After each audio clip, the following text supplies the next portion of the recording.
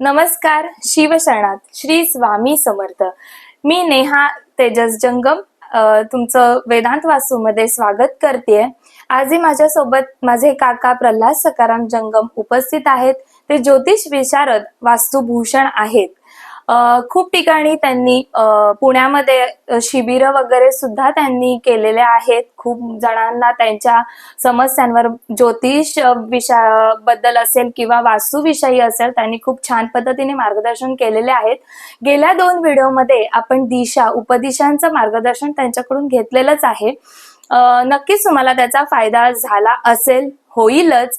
आज आपण त्यांना काही बाकी प्रश्न विचारणार आहोत.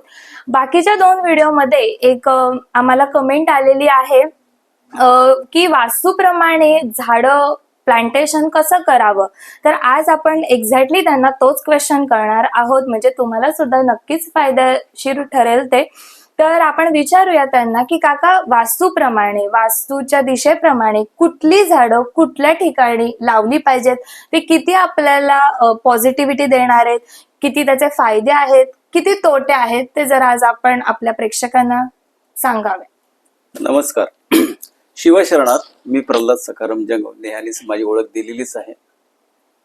काही कमेंट्स येतात, त्याच्यावरनं पण आपल्याला विचार करावा लागतं. कारण नेहा माहिती आहे का, वास्तुशास्त्र हे पर्यावरणाला पूरक असलेलं शास्त्र आहे. हो. किंवा अल्प काळामध्ये त्याचा फायदा होणार शास्त्र आहे. तर पर्यावरणाला पूरक म्हणजे काय, की कोणत्या दिशेला कोणती झाडं असावी आणि त्याच्यातनं काय एनर्जी निर्माण होते. तर पहिली गोष्ट की उत्तर दिशेमध्ये प्लक्ष नावाचा एक वृक्ष आहे, ती असावे. पूर्वेला वडाचं झाड, वट वृक्ष असावा. दक्षिणेला औदुंबर असावं आणि पश्चिमेला अश्वत्थ असावा. ही जर झाडं असतील तर त्या वास्तूला, त्या परिसराला चांगली एनर्जी मिळू शकते. पण नेमके ह्याच्या उलट विपरीत परिणाम असेल, म्हणजे वडाचं झाड पश्चिमेला असेल, अश्वत्थ पूर्वेला असेल, प्लक्ष वृक्ष जर दक्षिणेला असेल, दक्षिणेचं जर औदुंबर उत्तरेला असेल, हा विपरीत परिणाम, विपरीत घटना घडवतो. म्हणजे जर बघा, वडाच्या ठिकाणी अश्वत्थ असेल तर तिथे ना आपल्याला एनर्जी चांगली मिळत नाही, मानसिकता डळमळून जाते. किंवा औदुंबर, दक्षिणेचं झाड औदुंबर हे जर उत्तरेला असेल तर अशा वास्तूमध्ये किंवा ह्याच्यामध्ये तुम्हाला नेत्ररोग होऊ शकतात, डोळ्यांचे त्रास होऊ शकतात. असे विपरीत परिणाम असे. पण पश्चिमेचं आणि दक्षिणेचं जर असेल तर अशा ठिकाणी तुम्हाला निश्चितच चांगली वास्तूला ऊर्जा मिळू शकते. मला तुम्हाला अजून एक क्वेश्चन करायचं आहे. ह्या झाडांबद्दल तर तुम्ही सांगितलंच. आता मला एक डोक्यात आलं, फुलं झाडं खूप जणांना खूप आवड असते की बाबा गुलाबाची झाडं लावावी, मोगरा लावावा. तर त्या झाडांमध्ये कसं काय आपल्याला काही फायदेशीर ठरतील त्या गोष्टी, ते झाडं लावली तर? वास्तुशास्त्राप्रमाणे वास्तूमध्ये कोणती झाडं असावी कोणती नसावी ते मी सांगितलं. आता वड, अश्वत्थ, प्लक्ष आणि औदुंबर. तसंच उपदिशा पण आहेत आपल्याकडे, ईशान्य, आग्नेय, नैऋत्य. ह्या दिशांमध्ये पण कोणती झाडं असावी. आपण फक्त मुख्य दिशांची सांगितले. उपदिशांमध्ये कोणती असावी, तर ईशान्येमध्ये बऱ्यापैकी आवळीचं झाड असावं, आवळं. ईशान्येचं एक्झॅक्टली अपोजिट दिशा कोणती आहे, नैऋत्य.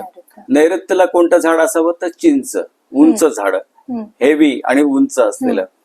अग्नेमध्ये डाळिंबाची झाडं असावी.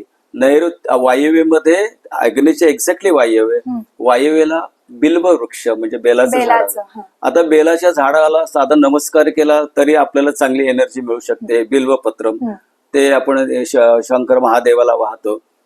कारण काय होतं, तर ते खूप पॉझिटिव्ह झाड आहे. तुझा प्रश्न असा होता की कोणती झाडं आणखी शुभ असते, की फुलं झाडांचा, फुलं झाड. आता कोणती फुलं, आता महत्वाचं की गुलाबाला काटे असतात. वास्तुशास्त्र असं सांगतं की आपल्या परिसरामध्ये काटेरी झाडं, काटेरी झुडपं किंवा चीक येणारे, दुधासारखं आपण जर एखादं हे केलं तर त्याच्यात चीक येतो, दुधासारखं येतो, अशा घरामध्ये हानी होऊ शकते.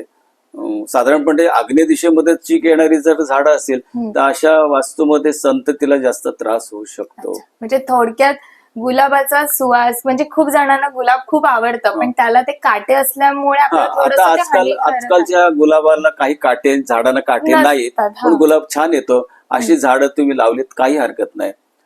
चमेली आहे, जाई आहे, दालचिनी आहे, अशा जी छोटी वृक्ष आहेत म्हणजे छोटीच कुंडीमध्ये किंवा ह्याच्यात लावणार दिसायला पण सुंदर. तर अशी झाडं जर आपल्या परिसरामध्ये लावली तर खूप फायदा होऊ शकतो. अच्छा. सेकंडली महत्वाचा विषय असा येतो की आम्ही गार्डन कुठे करावं, आमच्या घराच्या कोणत्या घराच्या. परिसरामध्ये गार्डन, ज्यांना झाडांची आवड आहे, कुंड्या सगळंच सगळे प्लांटेशनची आवड आहे, तर त्यांचा दुसरा एक प्रश्न असतो की आमच्याकडे गार्डन कुठल्या पार्ट मध्ये असावे. तर वास्तूच्या उत्तरेला आणि पूर्व दिशेमध्ये गार्डन्स कराव्यात किंवा ओपन स्पेस ठेवावा, अच्छा. जेणेकरून वास्तुशास्त्र असं सांगतं की वास्तूतलं भवन हे नैऋत्य कप्प्यामध्ये असावं, नैऋत्य भागामध्ये, अच्छा. जेणेकरून त्याची उत्तर दिशा मोकळी मिळेल आणि पूर्व दिशा मोकळी मिळेल. कारण काय, तर आपण मागच्या व्हिडिओमध्ये सांगितलेलं आहे की पूर्वेकडची पॉझिटिव्ह एनर्जी आणि उत्तरेकडली पॉझिटिव्ह एनर्जी आपल्या वास्तूला चांगली भरभराट देऊ शकते. म्हणून गार्डन जर तुम्ही केलं, बगीचा केला, तर ती स्पेस मिळते आपल्याला. म्हणून उत्तरेची एनर्जी आणि पूर्वेची एनर्जी आपल्याला जास्त मिळण्यासाठी अशा ठिकाणी तुम्ही गार्डन, लॉन वगैरे तुम्ही लावू शकता. खूप छान पद्धतीने काका तुम्ही मार्गदर्शन केलं. असेच मला खूप सारे क्वेश्चन पडत असतात, मी काकांना नेहमीच विचारत असते. आजच्या व्हिडिओमध्ये तुम्हाला प्लांटेशन, थोडक्यात झाडं कशी लावावी, कुठल्या दिशेला लावावी वास्तूमध्ये, ते तुम्हाला नक्कीच मार्गदर्शन मिळालेलं आहे. असंच तुमचे काही क्वेश्चन्स, तुमचे काही समस्या असतील तर तुम्ही त्यांना नक्की संपर्क साधू शकता.